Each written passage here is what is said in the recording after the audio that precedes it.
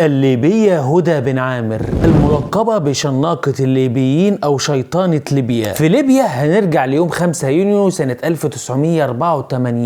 طالب جامعي ومهندس طيران اسمه الصادق حامد الشويهدي. اسمي الصادق حامد الشويهدي.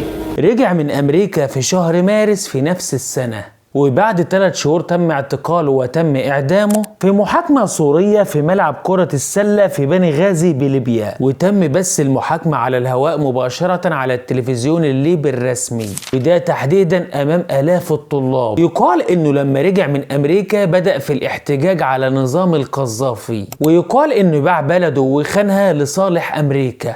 انضميت لكلاب الضالة في أمريكا في سنة 81. تم اتهامه بالتآمر على النظام. وفي شهر رمضان قبل الفطار مباشرة تم تنفيذ حكم الإعدام شنقا. المؤتمر بالإعدام شنقا حتى الموت.